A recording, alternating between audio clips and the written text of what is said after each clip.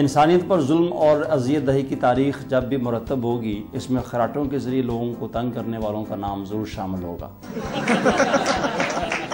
جن لوگوں کو ان حضرات سے واسطہ نہیں پڑا وہ شاید اس بات کو اتنا سنجیدگی سے نہ لیں، لیکن حقیقت بہر طور یہی ہے کہ اس عالم آب و گل میں انسانوں کا سکون برباد کرنے والوں کی فہرست ان خراٹے لینے والوں کے نام کے بغیر نامکمل ہی رہے گی۔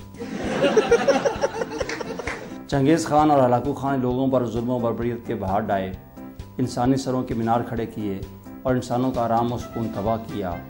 دوسری طرف ہم دیکھتے ہیں کہ خراٹے لینے والے حضرات نے بھی ہر دور میں دوسرے انسانوں کا چین اور سکون برباد کیا ہے، اور مزے کی بات یہ ہے کہ انہیں اس کے لیے سروں کے مینار بھی کھڑے نہیں کرنے پڑے۔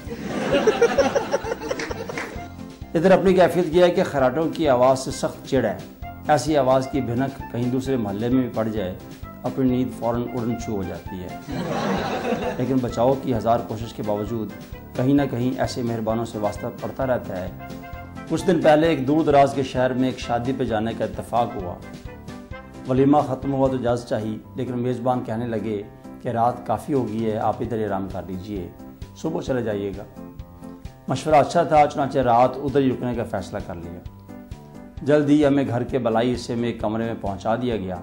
میزبان کے ایک بزرگ رشتہ دار بھی وہاں براجمان تھے۔ ہم دونوں کا رات اسی کمرے میں قیام تھا۔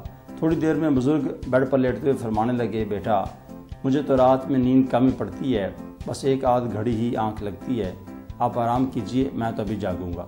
اس پر میرے دل میں ان کے لیے ہمدردی پیدا ہوئی، لیکن میں ابھی لیٹنے کے لیے پر تول رہا تھا، میں نے محسوس کیا کہ بزرگ سو چکے ہیں اور ساتھ ہی ان کے خراٹے بھی شروع ہو چکے تھے۔ یہ سب اتنی جلدی ہوا کہ میں حیران رہ گیا، یعنی وہ لیٹنے سے پہلے سو گئے اور سونے سے پہلے خراٹے لینے لگے تھے۔ اور یہ کوئی معمولی سے خراٹے نہیں تھے، بہت زوردار اور دھماکہ خیز۔ میں نے محسوس کیا کہ اپنے تسلسل اور تنتنے کے اعتبار سے یہ اپنی نوعیت کے بالکل عجیب خراٹے تھے۔ ان کی آواز و اثرات نے پورے کمرے کو اپنی لپیٹ میں لیا ہوا تھا۔ ان کی گھن گرج اور گڑگڑاہٹ سے بیڈ سمیت کمرے کا تمام فرنیچر لرزاہٹ کا شکار تھا۔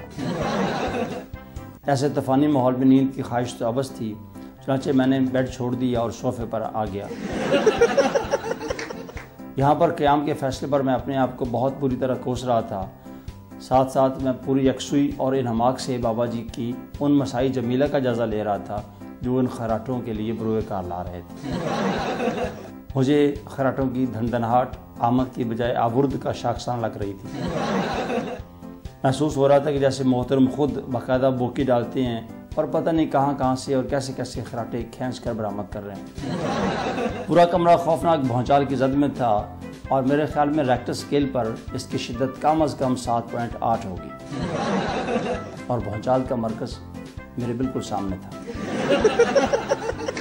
میں سخت حیران تھا کہ ایک ہر طرف سے اتنا ضعیف نحیف انسان اس قدر وحشتناک آوازوں کے ساتھ خراٹے دے سکتا ہے۔ میں نے ایک دو دفعہ اپنے کانوں میں انگلیاں دے کر آواز بند کرنے کی کوشش بھی کی، لیکن بے سود۔ اسی رات ہی مجھے اس شعر سمیت کئی اشعار کی شان نزول بھی سمجھ آئی۔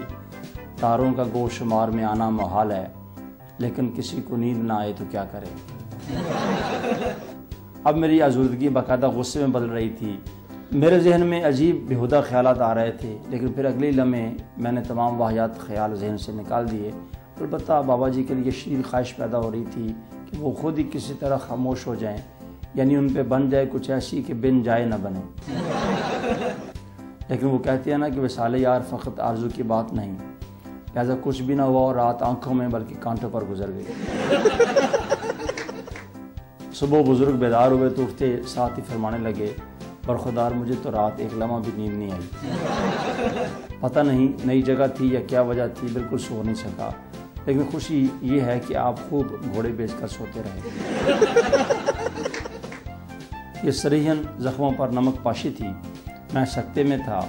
بابا جی نے بات جاری رکھی، کہنے لگے کہ بیگم کے انتقال کے بعد ان کی نیند ڈسٹرب ہی رہی ہے، مرحومہ ان کی نیند بھی ساتھ لے گئی ہے۔